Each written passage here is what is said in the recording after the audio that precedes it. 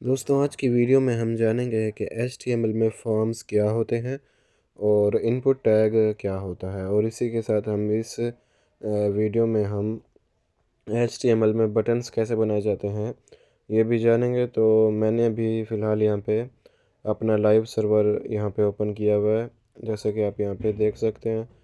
VS code की जो extension है लाइव प्रीव्यू, उसी के ज़रिए से ही यहाँ पे हम सारा प्रीव्यू इसका देखने वाले हैं। तो सबसे पहले मैं बॉयलर प्लेट डाल लूँगा। तो दोस्तों अगर आप Alt Z की दबाते हैं तो आपका जो कोड है वो रैप हो जाएगा और बिल्कुल फ्लेक्स हो जाएगा। अगर विड्थ जितने भी कम क्यों ना हो जाए तो वो कोड उस हिसाब से फ्लेक्स हो जाएगा, जैसा कि आप यहाँ पे देख सकते हैं। आपको यहाँ पे सारा कोड यहाँ पे नज़र आ रहा है। तो Alt Z की से आप इस तरह से इसको फ्लेक्स कर सकते हैं जितना मुझे यहाँ पे विड्थ की इसकी ज़रूरत है। तो आइए अब यहाँ पे बॉडी के अंदर आपको मैं इनपुट्स और साथ ही में फॉर्म समझाता हूँ। तो सबसे पहले मैं यहाँ पे एक कमेंट डाल दूँगा इनपुट्स। तो दोस्तों इनपुट टैग की कुछ टाइप्स होते हैं, जैसे कि इनपुट टाइप टैग्स। इस तरह से आप इसके अंदर कुछ भी टेक्स्ट लिख सकते हैं, जैसे कि मैं यहाँ पे अगर लिख दूँ वेब डेवलपमेंट कोर्स, जैसे कि आप यहाँ पे देख सकते हैं। और इसके बाद और भी कुछ टैग होते हैं। और इसके साथ मैं आपको एक और चीज़ बताऊंगा कि आप अगर इनपुट टैग के अंदर प्लेस होल्डर लिखेंगे और उसके अंदर अगर आप कुछ भी लिखेंगे, यानी इंटर योर नेम या ईमेल, तो यहाँ पे मैं एक काम करता हूँ, यहाँ पे ईमेल की जगह पे इसको नेम लिख देता हूँ क्योंकि ये टैक्स है। तो इस तरह से आपको यहाँ पे इसका प्लेस होल्डर दिखाई दे देगा। जैसे ही आप यहाँ पे लिखेंगे तो ये जो इसका प्लेस होल्डर है ये यहाँ से गायब हो जाएगा। और इसी तरह से आप यहाँ पे कुछ भी अपना नाम यहाँ पे लिख सकते हैं। इसके बाद हम अगले टैग की टाइप की तरफ बढ़ते हैं, जो कि इनपुट टाइप है एक। और वो यहाँ पे आप देख सकते हैं कि यहाँ पे बहुत सारी टाइप्स इसकी आ रही हैं, जैसे कि इनपुट टाइप ईमेल। दोस्तों इस ईमेल टाइप से होता ये है कि अगर आप यहाँ पे @ लगाना या gmail.com लिखना भूल जाते हैं जब आप फॉर्म बनाएंगे आगे, तो ये हमें एक अलर्ट शो करेगा जब मैं आपको यहाँ पे सबमिट फॉर्म करके दिखाऊंगा। तो उससे पहले यहाँ पे कुछ यहाँ पे टाइप्स समझ लेते हैं। यहाँ पे जैसे अगर मैं इसका भी प्लेस होल्डर दे दूँ एंटर ईमेल, ताकि मुझे याद रहे कि ये कौन सी टाइप है। यहाँ पे दोस्तों मैं BR लगा रहा हूँ ताकि हमारा जो HTML का जो स्ट्रक्चर है ये ख़राब ना हो, लेकिन ये एक अच्छा अप्रोच नहीं है जब हम लेआउट्स बनाते हैं। लेकिन अभी फ़िलहाल मैं इसका इस्तेमाल कर रहा हूँ। तो यहाँ पे मैं एक और टाइप के बारे में आपको बताता हूँ, जो कि है फ़ाइल। असल में दोस्तों इससे ये होता है कि आप यहाँ पे जो ही क्लिक करते हैं तो आपके यहाँ पे एक फ़ाइल ओपन हो जाती है, जैसे कि आप यहाँ पे देख सकते हैं। मैंने यहाँ पे क्लिक किया तो यहाँ पे मुझे ये चूज़ फाइल यहाँ पे दिखा रहे, तो मैं यहाँ पे अगर ये फ़ाइल सेलेक्ट कर लूँ तो इसका यहाँ पे एड्रेस आ जाता है। दोस्तों इनपुट की ये टाइप बहुत ही ज़्यादा काम किया है। जब आप एक रियल ई-कॉमर्स वेबसाइट बनाते हैं तो इसके अंदर इसका बहुत ज़्यादा काम होता है।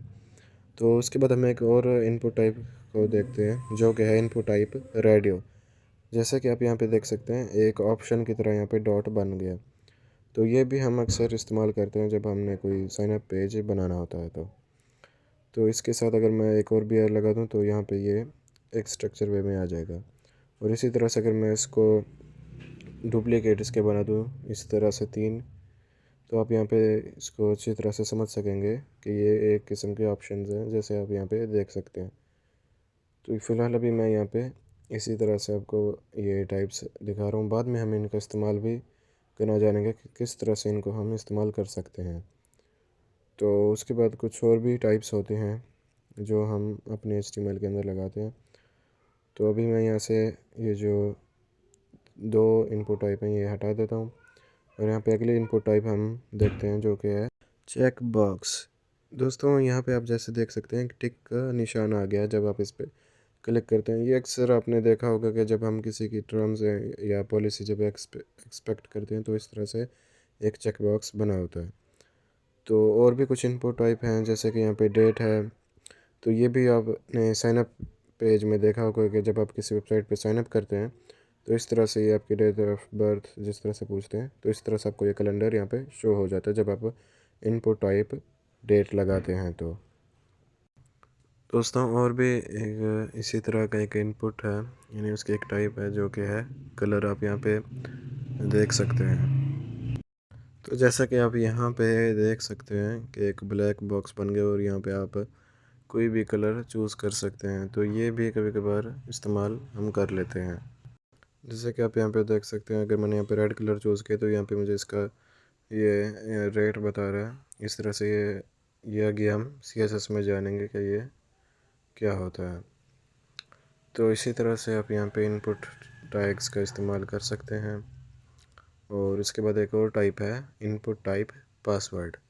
ये भी बहुत अहम इनपुट टाइप है जो कि हम फॉर्म्स में अक्सर इस्तेमाल करते हैं जब हम ख़ास तौर पे लॉगिन या साइन अप पेज बना रहे होते हैं। तो यहाँ पे आप जैसे कि देख सकते हैं डॉट डॉट नज़र आ रहे थे जब हम कुछ भी लिख रहे थे। तो यहाँ पे मैं इसको ज़रा एक स्ट्रक्चर में ले आऊँ ताकि आसानी हो। तो उम्मीद है कि आपने अब ये इनपुट टाइप समझ ली होंगी। तो यहाँ पे दोस्तों अब मैं आपको बताता हूँ कि बटन कैसे बनाते हैं। बस आपने सिंपली यहाँ पे बटन लिखना है और एंटर प्रेस करना है। ये बटन का टैग है और यहाँ पे आप कुछ भी लिख सकते हैं, जैसे कि मैं यहाँ पे लिख देता हूँ क्लिक। तो आपको यहाँ पे ये बटन नज़र आ रहा होगा। तो इसी तरह से हम बटन टैग का इस्तेमाल करते हैं। इसके अंदर आप कुछ भी लिखते हैं तो इस तरह से ये आपको शो हो जाता है। और दोस्तों एक और लाजमी बात जो कि ये है कि इनपुट टैग का कोई भी क्लोजिंग टैग नहीं होता, जबकि आप यहाँ पे देख सकते हैं जो बटन टैग है उसके एक क्लोजिंग टैग है, जबकि जो इनपुट टैग है उसका कोई क्लोजिंग टैग नहीं है। तो ये बातें अपने लाजमी ध्यान में रखनी है, क्योंकि अक्सर लोग शुरुआत में ही यही गलती करते हैं जिनकी वजह से उनको बहुत सारी परेशानियों का सामना करना पड़ता है। तो अभी मैं इसको कमेंट आउट कर दूँगा और यहाँ पे मैं एक फार्म बनाऊँगा ताकि आपको यहाँ पे ज़्यादा क्लियर हो जाए कि किस तरह से एक HTML में हम फार्म बनाते हैं। तो यहाँ पे मैं पहले H2 डालूँगा और उसके अंदर लॉगिन। ये सिंपल सिर्फ एक HTML मैं आपको यहाँ पे लिख के दिखा रहा हूँ ताकि आपको समझ आ जाए। और यहाँ पे हम लिखेंगे फार्म। तो यहाँ पे हम लिखेंगे फार्म फार्म। तो दोस्तों यहाँ पे अभी अपने एक्शन को छोड़ देना है और यहाँ पे मैं इसके जो यहाँ पे डेफिनेशन दी गई है MD रेफरेंस है, मैं इसको भी यहाँ पे कमेंट आउट कर दूँगा आपकी आसानी के लिए। तो यहाँ पे भी आप इसके बारे में और मज़ीद पढ़ सकते हैं। वैसे ये बेसिकली यहाँ पे हम इस फॉर्म के अंदर जो भी कुछ भी लिखते हैं उसके साथ हम बैक एंड लॉजिक को जोड़ते हैं जो कि हम बाद में सीखेंगे। तो यहाँ पे अब हम फॉर्म को बनाते हैं। तो यहाँ पे भी फॉर्म का एक क्लोजिंग टैग होता है। तो फॉर्म के अंदर आपने अपने इनपुट टाइप देने होते हैं। तो यहाँ पे मैं एक इनपुट टाइप ईमेल दे दूँगा और उसके बाद यहाँ पे हम प्लेस होल्डर इसका लिख देंगे। दोस्तों जो ये सजेशन आ रहे हैं ये एक्सटेंशन मेरी ऑन है, इसी वजह से मुझे यहाँ पे सजेशन देखने को मिल रहे हैं। तो उसके बाद मैं इनपुट टाइप पासवर्ड डाल दूँगा जिस तरह से कि लॉगिन का फार्म होता है, तो उसी तरह से। और यहाँ पे इसका प्लेस होल्डर मैं यहाँ पे लिख दूँगा इंटर पासवर्ड। और अभी फ़िलहाल मैं यहाँ पे एक काम करता हूँ कि BR डाल देता हूँ। वैसे तो ये एक अच्छा अप्रोच नहीं है फॉर्म बनाने के लिए, लेकिन क्योंकि अभी हम HTML को सीख रहे हैं तो इसीलिए अभी मैं इन टैग्स का इस्तेमाल कर रहा हूँ। और उसके बाद आखिर में मैं यहाँ पे बटन लिख दूँगा और उसकी मैं जो टाइप है वो सबमिट लिख दूँगा और यहाँ पे मैं लॉगिन लिखूँगा। अब मैं आपको बताता हूँ कि टाइप सबमिट का क्या मतलब है। जब दोस्तों हम टाइप सबमिट लिखते हैं और जब उस बटन पे मैं यानी इस बटन पे जब मैं क्लिक करूँगा तो जो ब्राउज़र है वो रीलोड हो जाएगा। तो इसी तरह से मैं यहाँ पे कुछ भी रैंडमली यहाँ पे लिख देता हूँ। तो आप यहाँ पे देख सकते हैं जो ही मैं बटन पे क्लिक करता हूँ तो यहाँ पे मुझे ये अलर्ट शो कर रहा है कि यहाँ पे @ मैंने नहीं लगाया। तो ईमेल और टेक्स्ट में ये फ़र्क होता है कि टेक्स्ट में अगर आप सिर्फ इसी तरह से वेब लिख के अगर सबमिट कर देंगे तो वो सबमिट हो जाएगा। तो इस चीज़ का भी आपने लाजमी ख्याल करना है कि अगर आप ईमेल दे रहे हैं तो उसकी टाइप भी लाजमी ईमेल होनी चाहिए, जो कि हमें एक अलर्ट शो करता है। जिस तरह से आप यहाँ पे देख सकते हैं मैंने टाइप सबमिट लिखा तो ये ब्राउज़र रीलोड हो गया अपने आप। तो इसी वजह से ये हम बाद में सीखेंगे जब हम बैकएंड लॉजिक की तरफ आएंगे, तो उस वक्त आपको ये चीज़ें बहुत ही ज़्यादा इंटरेस्टिंग लगेंगी। और आज की वीडियो में सिर्फ और दोस्तों, हम बहुत जल्द ही CSS की तरफ आने वाले हैं और हमारी HTML तकरीबन ख़त्म ही होने वाली है। तो हो सकता है कि एक अगली वीडियो बस इस HTML पे बन जाए और उसके बाद हम यहाँ से CSS स्टार्ट करेंगे। दोस्तों, अगर आपके जहन में कोई भी अभी कन्फ्यूज़न है तो आप कमेंट कर सकते हैं। और दोस्तों, अगर आपको ये वीडियो अच्छी लगी हो तो इस वीडियो का एक लाइक, और अगर आप चैनल पर नए हैं तो इस चैनल को लाजमी सब्सक्राइब कीजिएगा। और आपसे मैं मिलूँगा एक नेक्स्ट वीडियो में। अल्लाह हाफिज़।